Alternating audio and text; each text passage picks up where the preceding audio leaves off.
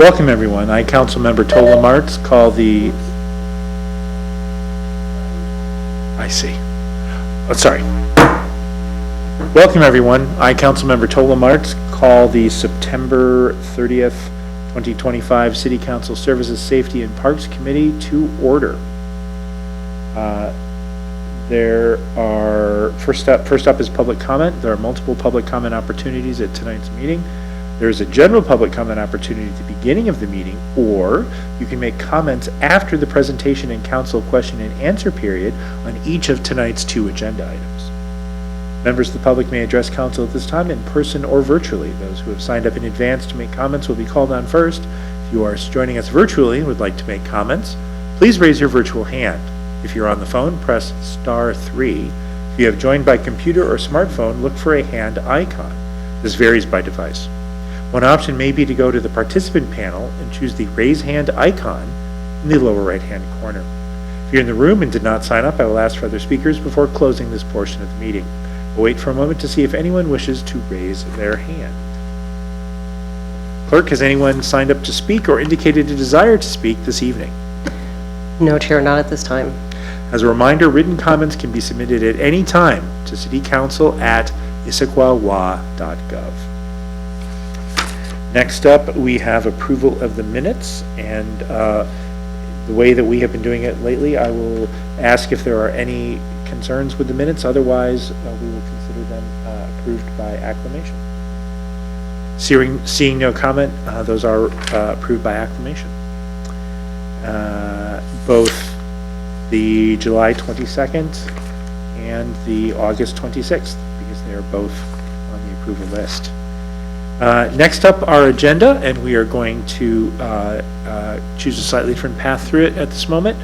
So we're going to start with the second item, COM 0174, Water Leak Adjustment Policy, presented by Kristen Garcia, Finance Director.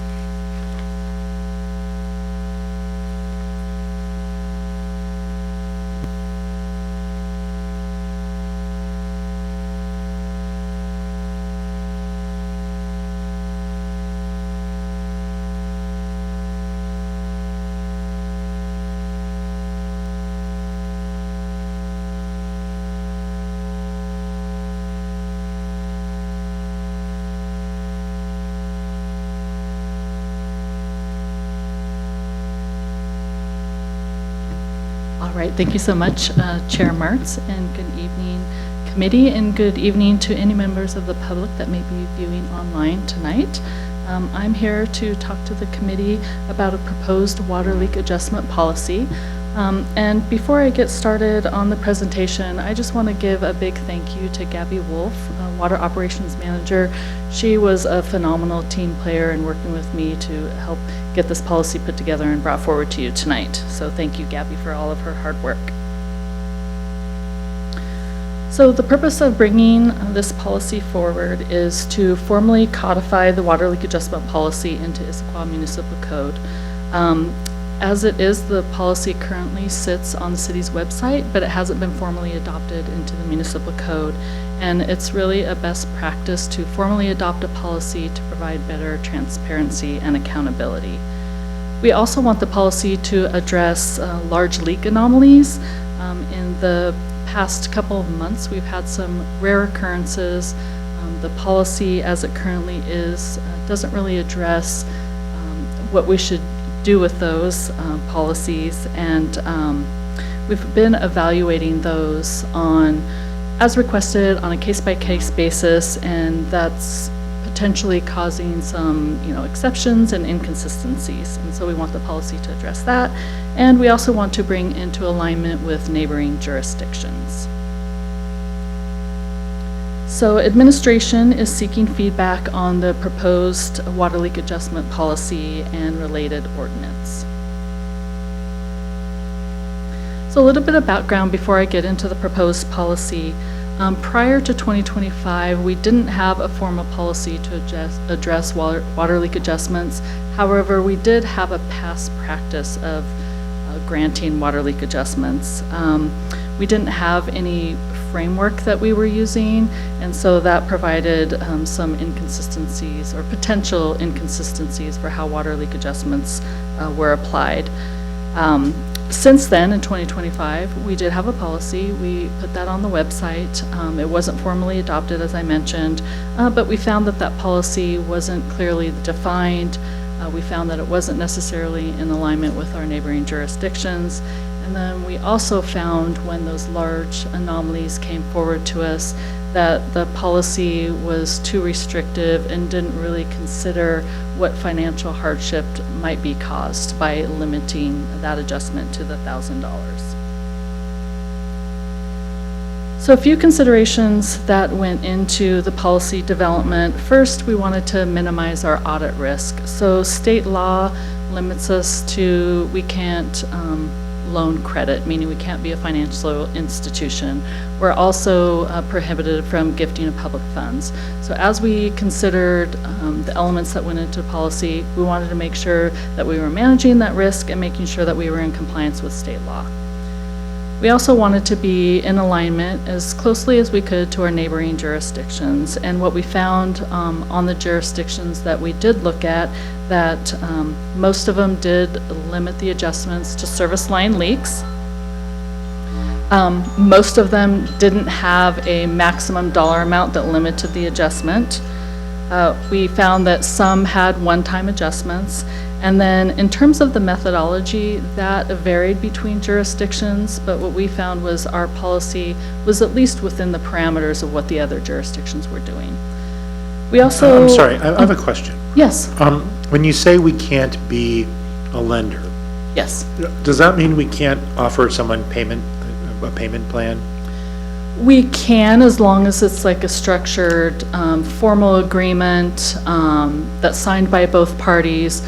But generally speaking, we're not a lending institution. But yes, if we have a policy that allows it within some reasonable parameters, we have a structured agreement or a settlement agreement like that went through legal, then yes, in particular situations we can. Oh, okay, all right. Yes. Thank you. Yes. Please. Yes. We also considered transparency and consistency. We wanted a framework that was easy for customers to understand, a framework that was easy for our staff to understand, and we wanted a methodology that could be applied in the same way to all qualifying counts. We also wanted to continue to encourage our conservation. We have a rate structure that incentivizes lower water consumption, so we wanted to make sure that the policy that we were bringing forward wasn't going to be in conflict with that. And then past practice, we wanted to consider how have we been handling our policy, especially in relation to the large anomalies this past year, again, to try to bring some consistency with how we've been handling those accounts. So in terms of the proposed policy, we want to keep our current exclusions, which we are excluding the adjustment policy not to include irrigation, pools, water features, boat docks, and leaks due to negligence or neglect. That has been our past practice, and that is currently our policy.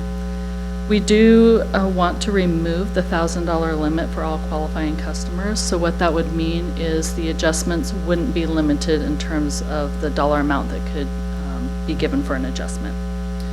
In terms of eligibility, this would apply to service lines only, meaning it wouldn't apply to a leaky toilet or a leaky faucet. The repair must be repaired by the owner within 30 days of discovery, and proof of the repair would need to be provided. The accounts must be in good standing, meaning it can't be a past due account or subject to shut off. And this would only be made for leaks for above the 1,500 cubic feet level. That's about where the tier structure is, where it starts to become a little bit more costly for the customer. We would also limit it to one adjustment per owner per property. That has also been part of our past practice and part of our current policy. In terms of how we're going to calculate the adjustment, we're going to calculate the average water usage for the past 3 years, or whatever the most recent, if a customer doesn't have a 3-year history, whatever the most current history is. We're going to take the difference of the average water usage and reduce that to tier 3 of the block rate structure for a single family resident and for a duplex customer, or to tier 1 for a commercial customer. So I wanted to provide, this is a mathematical representation of what policy implementation might look like for a single-family resident.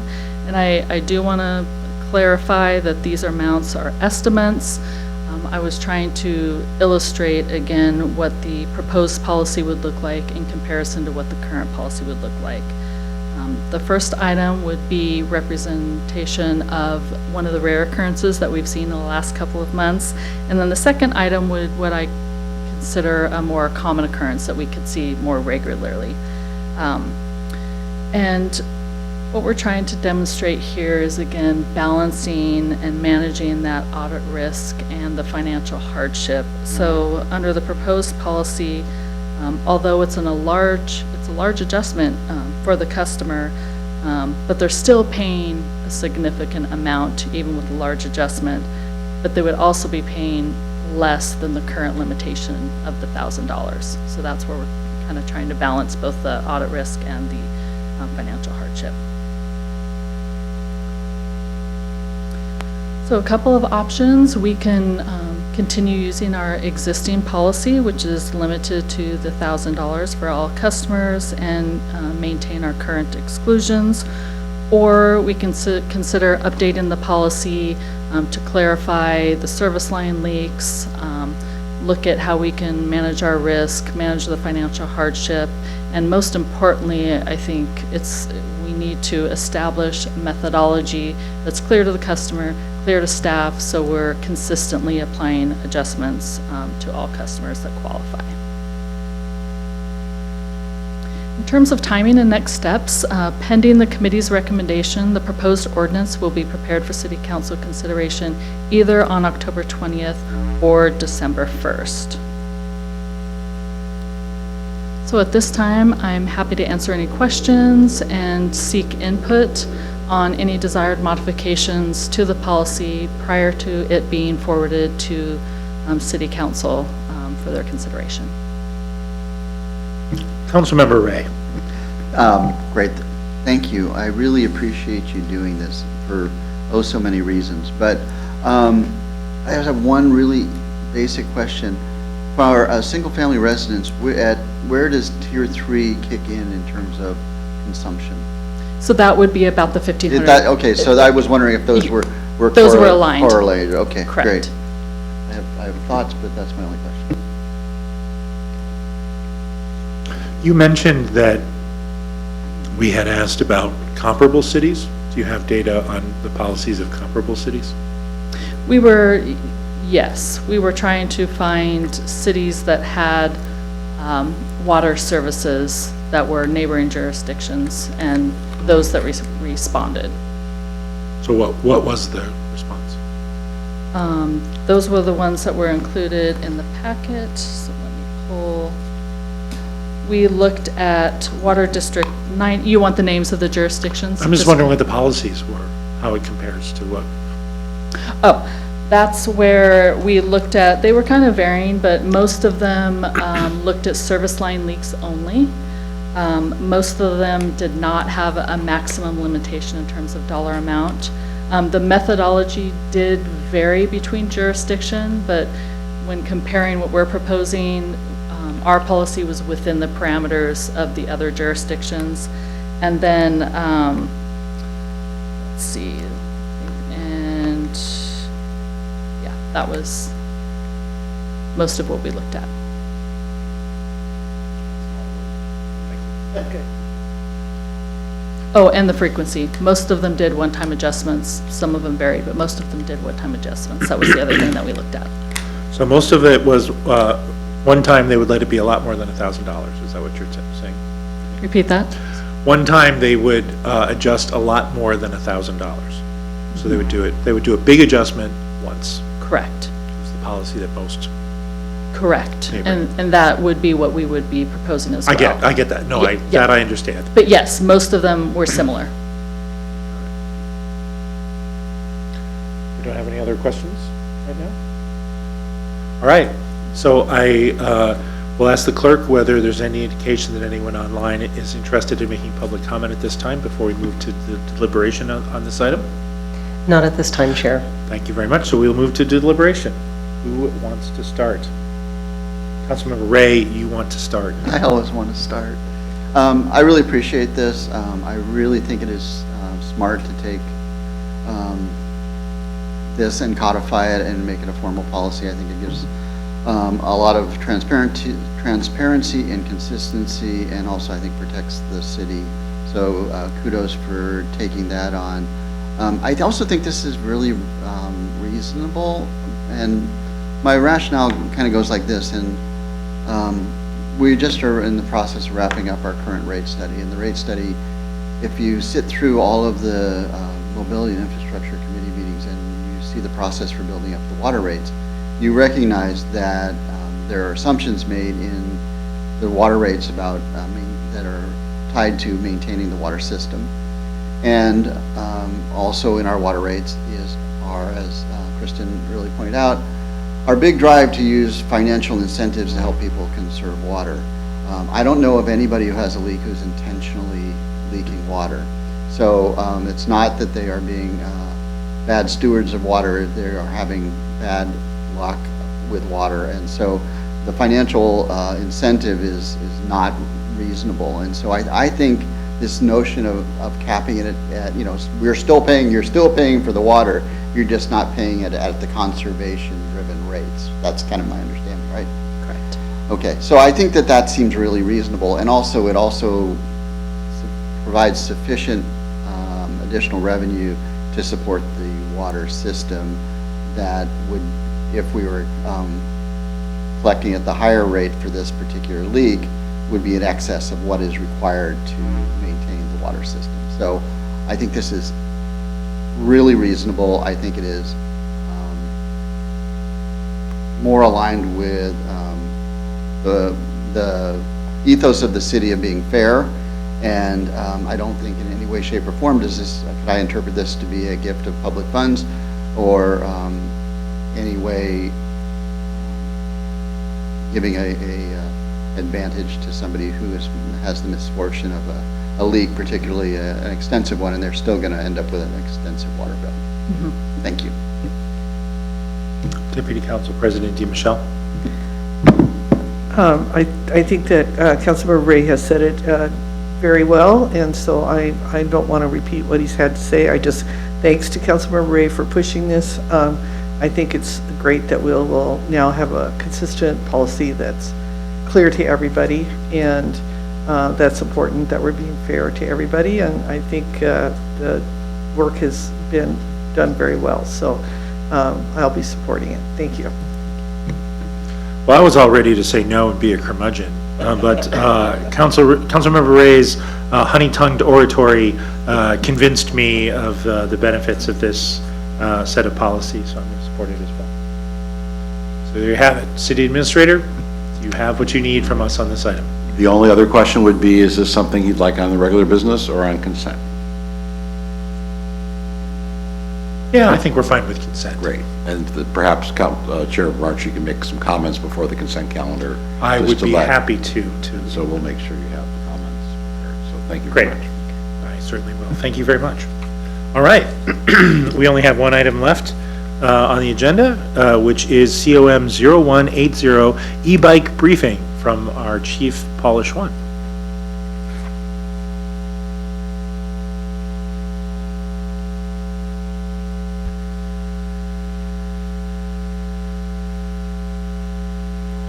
Good evening, Chief.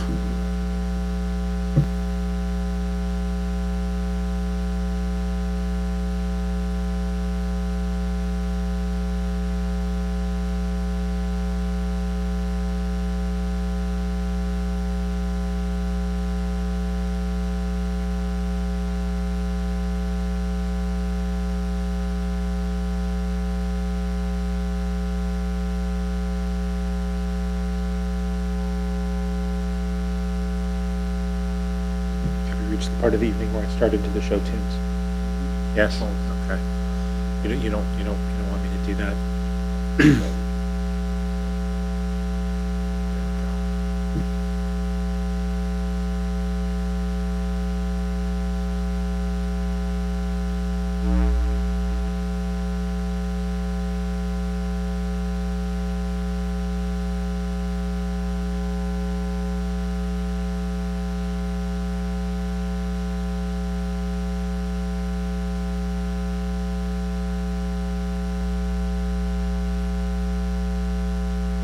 Thank you. Thank you, council members. And tonight we're here to talk about the e-bikes. It's been an ongoing and building situation and circumstance, not just for our city, but for the region as well. Next slide, please.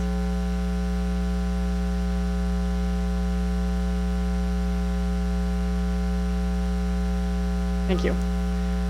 Purpose tonight is provide detail on the use of e-bikes and e-motorcycles in Issaquah, steps to address illegal and dangerous riders, and request policy direction on next steps. The direction needed from the council is, or from the commission, is to provide policy and direction and recommended courses of action to, number one, develop city code to define and regulate e-motorcycles use by minors and on public streets. And the second is to add support for efforts to better define and regulate e-motorcycles use in the state law to the legislative policy manual. So a couple of definitions, you were provided this. It just, there's several of them on the different sizes and classes of the different bikes. I don't know if you want me to, I'll let you read that versus me reading it for you. There's all different sizes and what is constitutes needing different licensures, different registrations and such. Chief, I'm sorry, I believe I have a question from the Deputy Council President. Sure. Thanks, Chief Schwan. So I was reading this, and in every case, they are not supposed to be on non-motorized trails, and yet we've heard testimony from people even who came here about a year ago and about an incident where someone actually lost their life because somebody on a trail was riding an e-bike. I'm just wondering, is there, and I know that you said later in the presentation that some officers can't, because they're in a car, they can't get on the non-motorized trail. What do we do about keeping people off of trails when they're not even supposed to be on them, and it's a Class E bike and it says you're not supposed to be on a non-motorized trail? Is there anything that we can do there? The biggest deterrent, I guess, is that, we post signs, we tell people it's not authorized, we educate and let them know what defines the different bikes, like as we're talking about here, and what makes it motorized, because some people think, oh, this bike doesn't qualify. Sometimes they might think that, oh, this bike doesn't go fast enough to qualify. So I think having some education and purpose on that is a big piece, and being very broad in that communication to people, because as is mentioned in the documentation that you were provided, it's since COVID, it's people have got them, and the more they come into a price range where more people can purchase them, becomes more problematic. The other part, it's difficult in our trails as well as when they go on the trails. We don't have the jurisdiction, because sometimes the minute they go onto a certain trail, they're no longer in our jurisdiction. So then also that becomes a concern and an issue. Now, it doesn't mean we can't let our parks people know, but even when they're not on the trails and they're even in our city streets, we're having difficulty because they're not stopping. And so some of these bikes, though, also are supposed to have certain registrations, and you're supposed to have certain licensures or endorsements to be even riding them, which again is another education piece. But some of those identifiers will help, no different than a license plate on a car. Then at least we could track down and educate and get in contact with those individuals if they had such registrations. Thank you so much. Councilmember Ray. Yeah, sorry, I don't want to beat this one, but can you define what a non-motorized trail is? Because, I mean, I know what a sidewalk is, I think. I kind of know what a shared path is.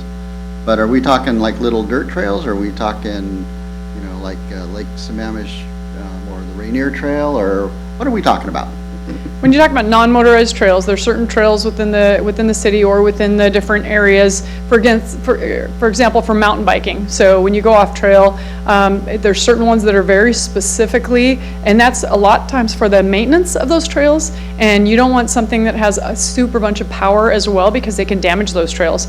And the city and the county pay a lot of money to maintain those trails, so they're very nice and accessible for the people that are pedestrians, joggers, walkers, climbers, and mountain bikers even for that matter. But they're self-propelled. They're not the ones that are intended for the ones that are motorized, for example. Motorized, and the intent typically is not for recreational or exercise. It's more to get you from one place to another. Now people are using them for multi-reasons, but that would be more of what those trails are. Yes, sidewalks aren't intended for necessarily motorized because, as is mentioned also in the documents, is that it's very dangerous. If someone's coming at you, if they're not a very seasoned rider and you see them coming, it's hard enough when you have a little one, right, that's got training wheels and can't ride real great, but now when you add a bunch of speed to that, it can be very dangerous for the pedestrians. And we have a lot of walking community in this area, and we've kind of really established that in our community, in the Highlands and in different areas, down in even in Old Town, that we've made it accessible for people to be able to walk and do many different things. And now when you add this to the mix, it becomes very dangerous for those people that we've created that environment for.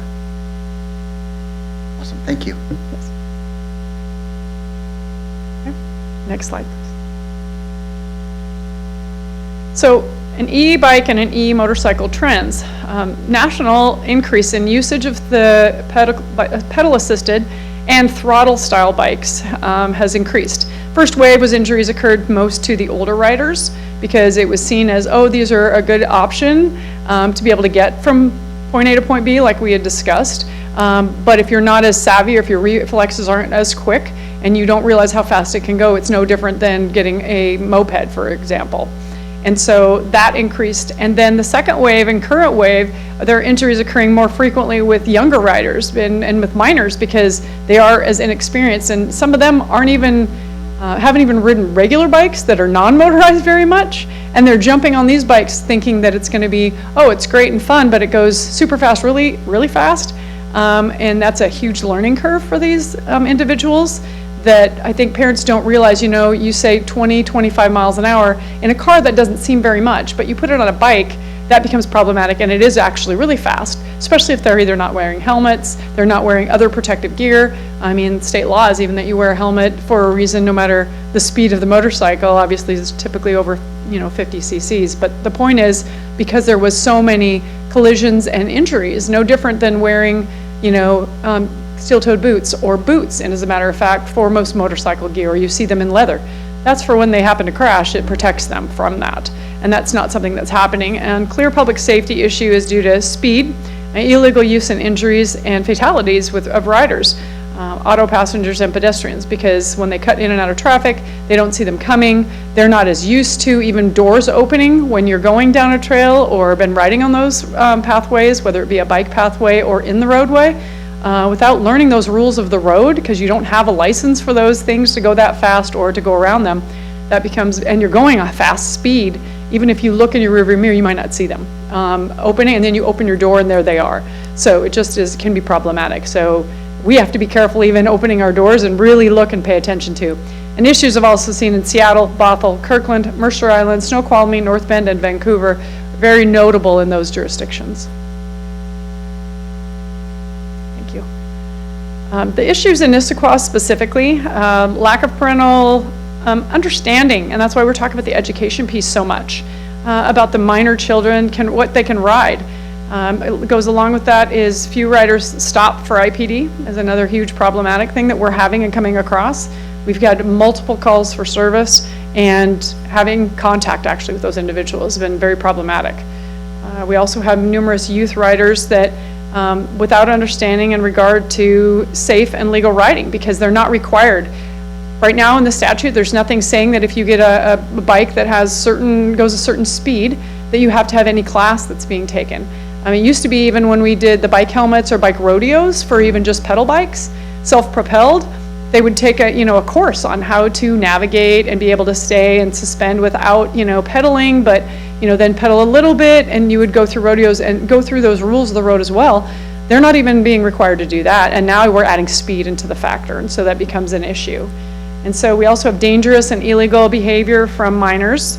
That was already discussed, and then limit the ability for the minor riders due to certain court policies and procedures that right now they're not enforcing anything that's for people that are under 16. They're not really, the courts don't have the capacity. And so that's become another piece and problem. And then we do have the limits as well, the danger of the pursuit. If we do try and chase somebody, we try and outweigh, is the safety factor, different than, or more to chase them, especially during time of day. And this happens then at night and during the daytime, but more during the daytime because more people are riding them, as you can imagine. So we have to weigh all those factors and the community and how that impacts them. And the, IPD also has the limited ability to, take the enforcement action, which leads to, when we even talk about impoundment that's coming up of the vehicles, we tried to come up with an option that isn't like we call a tow truck, right? Because not only is that the impound fee like a car, which can be hundreds of dollars, but it also is a daily storage fee. So the idea was for us to come up with a different solution that was, okay, impound it to the PD, which there's a lot of them, and we have done it in one circumstance, and then the parent has to come down and they get it from us, which there's an impoundment fee, but it's minimal compared to what it'd be for like a tow truck or whatnot. So we tried to do this to where it's an education piece as well in that process. Instead of it being so punitive, it was just more of an education to say, listen, this is what was happening, this is what the recourse was, and you want to make sure that your children are aware of what's happening with that. And then lastly, we're limited opportunities for that education and the penalty. So, next slide. Thank you. The current penalties, legal authority to impound for motor vehicles, like I said.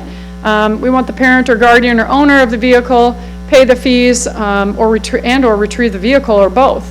So it's minimal, but we want there to be some sort of penalty for them to do. So and it's a pain because you got to come down to the PD, right? You still got to, and it's got to be during certain hours. We're not open 24/7 to release property. So those are some inconveniences, which we don't want it to be a hardship, but we want it to be understood that this is a safety factor. Then there are certain circumstances that don't make it easy, but we want it to be an education piece and limited ability to personalize or to penalize through the court because the riders are more often than not now minors more than they are the adults. Councilmember Ray. Great, thanks. So there are lots of traffic citations given to minors, and is a citation an option? Or because, I'm 16 and I'm going 50 down Newport and I have a nice interaction with the Issaquah Police Department and I get a citation, so I got a ticket to pay, don't I? Right, well there's certain differences, and so Okay. that's what we're speaking about. There's a difference in infraction, which is a civil penalty, versus it being a citation. Citation is actually punitive, and that means it's more,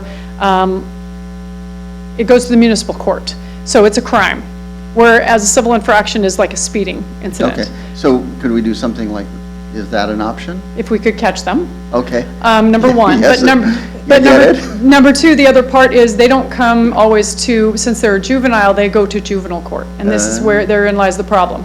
Because it doesn't come to our municipal court for our judge. It actually, even though they're civil penalties, often go to the juvenile court.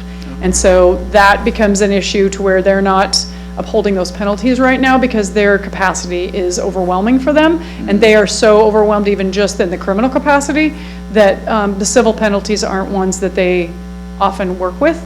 So that's why we're looking at the possibility of a municipal code, because then that would be coming to our court. Got it, thanks.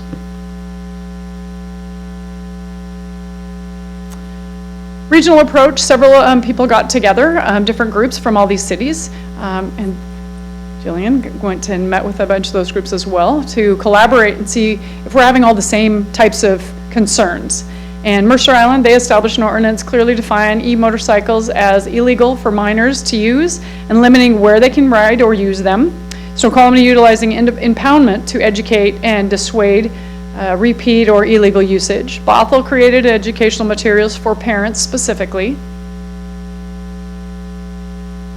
The state and local proposals. So the local proposal is to establish the city code which defines what is qualified as an e-motorcycle, restrictions with the requirements and penalties, basically licensure for what that means for what type of bikes, so they have that education. Motorcycle endorsements are required up to certain guidelines and certain size of bikes and e-bikes. Where they can be used, guardian responsibility and fines for those that are responsible, which is not any different actually. Those actually penalties go along with someone that drives on a suspended license. If you have your child, whether they're an adult child or a minor child, and they're driving your car suspended, you can actually be fined, and if it's your car, And those are already laws that are in effect even for a regular license. So these aren't something that's out of the norm or that we're jumping out at. These are things that are already in place even for regular cars. And then continue education efforts, which really kind of push out in social media, push out in other means for us to be able to educate the public on what that looks like and those differences. And then, would you like me to answer it before or go to the state? Well, I think Deputy Council Okay, President. great. Quick question. Yeah, just a quick question. So when we're talking about minors, are we talking 10-year-olds or 8-year-olds? Or is there, when we're looking at these penalties, which I think are great ideas, but what do we, when we say we're dealing with minors, I know that's under 16, but how low does the age group? What's the youngest person you found riding an e-bike? I don't have that specific number. I'd have to do some research, but I can see if Jillian, if you have.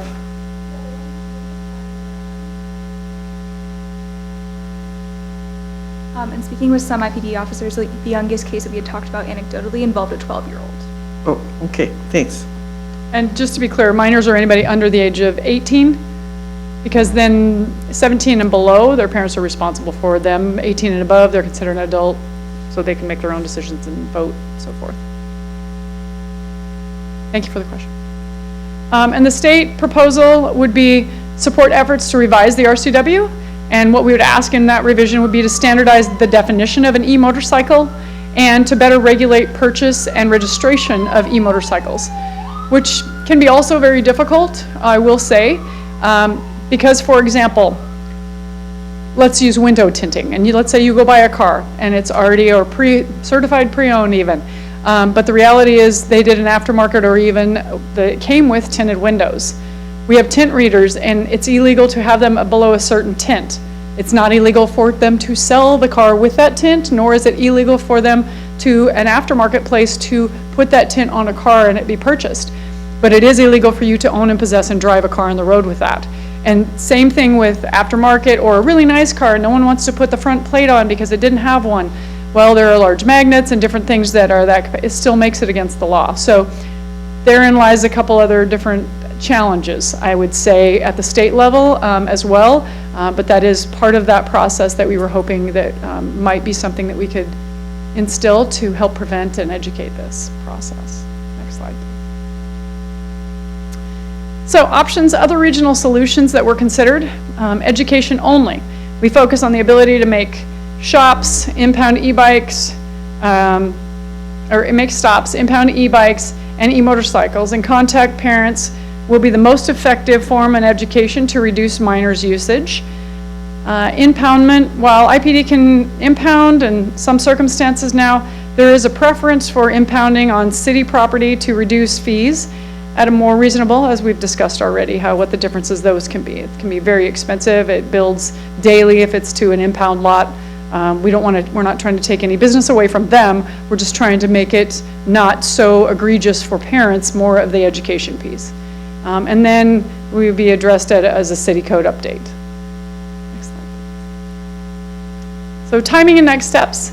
We develop city code amendment, return to services and safety in parks, and full council with the proposed code amendment, weigh in on proposed changes to state law to aid in enforcement, continued monitoring of e-bike and e-motorcycle trends in Issaquah, and ongoing education and communications for parents and minors, and we can even educate in the schools to explain to them, hey, this is what is legal and not legal and the type of education. I think those, in purchasing them, there should be something for you to be able to even that show you've actually had some sort of training, whether it be some, like the motorcycle endorsement, for example.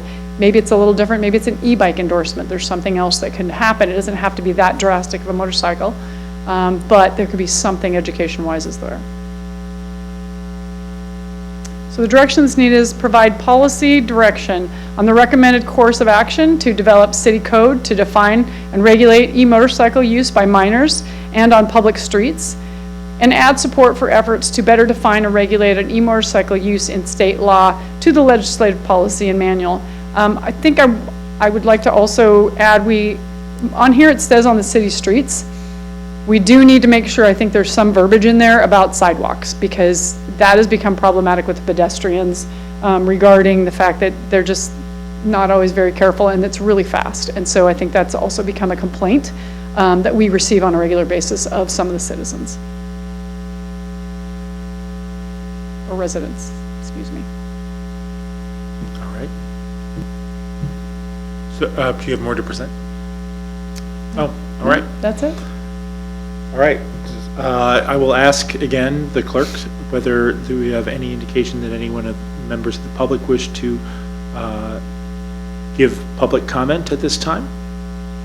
Not at this time, Chair. All right, then we will move to deliberation. Make me go first? Thank you. Thank you for bringing this to us. The first note I wrote down, which is one thing that I want to make sure that as we move this forward is, do our officers have the tools that they need to promote public safety? That's my number one piece of feedback is as we move forward with crafting some municipal code, I want to make sure that our officers feel like they've got what they need and they feel supported and that they feel that they know what they can do and what they can't do. I want to, so let's drive the ambiguity out of this because I think it's really a really gray area right now. It is really difficult in government to be proactive around public safety things because it can feel like an infringement on people's personal liberties. When it's not, it's really being proactive and getting ahead of potential disasters. And so how do we frame this such that it's not a question, you know this, it's not a question if someone's going to be harmed, it's just a matter of when and how many. So I applaud that. Outreach is, I think, a great idea. I think going to the schools. I also thought about, well, what about PTSAs and getting to the parents where the parents live and reaching them there. I loved your comment about this is a walking community, so we need to make our trails and our sidewalks safe for walkers because we talk a lot about wanting to be walkable. And if this is an impediment to walkability, then I want to make sure that we address that. And so that's my kind of things I'd like to see in an ordinance coming forward. I want you to think about a couple of other things. One is how do we rationalize what we want to do with e-bikes with the push to shared e-bike services that I know is coming out too. So how do we rationalize those two things where we want to restrict it here, but we want to promote it here? So let's chew on that one. And then the other one that I had a experience with just this morning was a scooter blowing through the intersection at 17th and Newport as the light turned red, and I was about to enter the intersection just where that scooter was, and it looked like a kid about 14, and he was going easily 20 miles an hour on a scooter. So it's not an e-bike, but it's a e-problem. So that's my feedback. I'm just thrilled that you're taking this on. This is becoming an escalating problem in the city and definitely has raised the conscious level of many of the people who live here. Thank you. Deputy Council President. Thank you. I agree with everything that Councilor Ray said. I like all of the proposed ideas for the code amendment, and the reason I asked the question about age, I've seen two different times that really concern me. One was a young boy coming down 12th from the woods, coming down that big old hill, just going like lickety-split right down the middle of the road. And the other time was two boys going up into the highlands. The older boy looked about 14, but he had his younger sibling with him, and he looked about 8, and they were both on e-bikes. And so I am worried about that age. Is there an age when we can all agree that a child should not be running an e-bike just because of their age factor?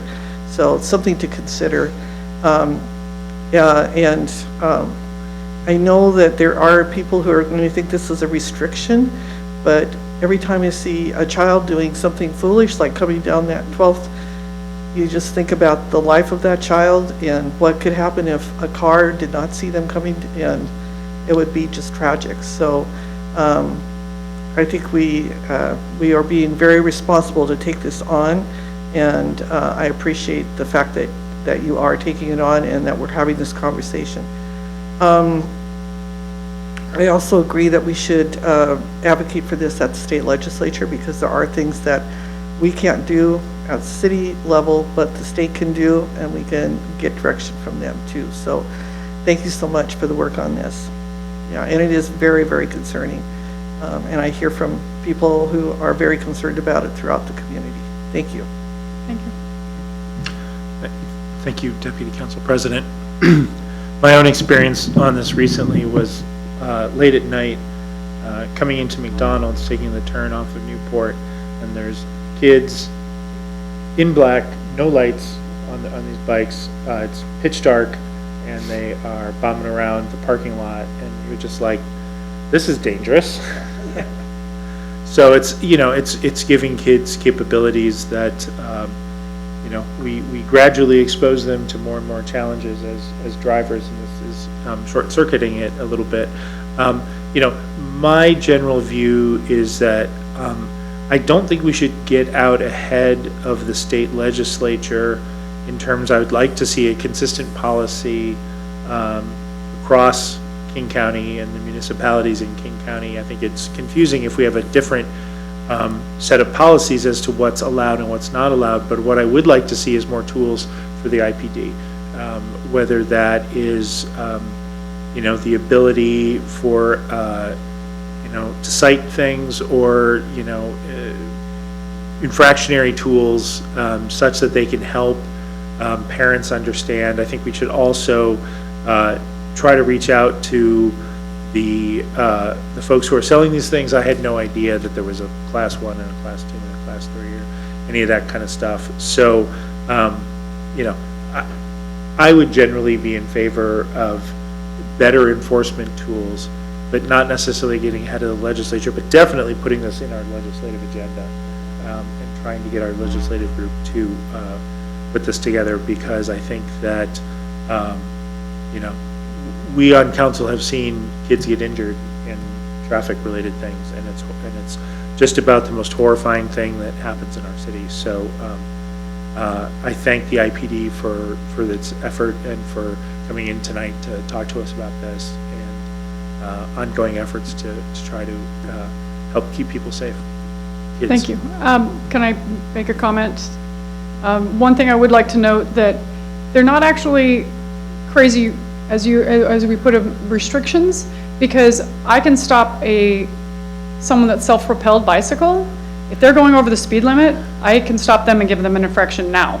And they should be, and all bicycles that are self-propelled are held to the exact same street standards and guidelines as a vehicle. So therefore, those e-bikes shouldn't be any different. And I think that's where some of the confusion maybe is, that they don't understand that just because all of a sudden this is a bicycle, even if they were on a pedal bike, maybe before they weren't as trained and didn't go as fast, they themselves still could be, it could be enforced even on a pedal bike. And so I think that's some of that education piece. And also I'd like to thank Jillian, because she put so much time, effort in putting the presentation and putting all this communication together as well. This is the point where I asked the city administrator if he's gotten the feedback that he was looking for from this body. Thank you, Mr. Chair, members of the committee. I'll look at the staff. We want to come forward with an ordinance. I think what I'm hearing from the chair is perhaps more on the tools for the officers, not just, you know, completely punitive. And so is that sufficient to draft something? I know that we're in the midst of working with the city attorney's office on that. Do we have a time frame for when that might be ready to come back to committee? To my knowledge, we're still working on that, and we don't have a definitive date yet. I would also just say that if the state legislature does move in the next session, that would definitely affect our code amendment and our proposed definition. Those are kind of intersecting issues. Do we have the time, I asked the city administrator, to add this to our legislative agenda? We do, and that's still in process, and you'll see Shelley Helder here in the next few weeks. I'm thinking that the next meeting of this committee currently has no pending items. And so if this is something that Chief and Jillian think that we could come back with on October 28th, which is more or less a month from now. So if the committee would like, we would bring the draft ordinance to you for your review. It might be a single item I think for that, the evening. that would be fine. I Very think we good. would still like to see it, so that would be great, thank you. Great, so we'll take that. We will work conveniently. Jillian Straub also is working on our legislative agenda, so we can Perfect. have that added to the manual as well. And we'll come back to you for further discussion and review of the draft ordinance at your October 28th meeting. Great, thank you, City Administrator Bobkowitz, appreciate it. Do any of my fellow committee members have any announcements, or does the administration have any announcements? And with that, at 7:22, we are adjourned.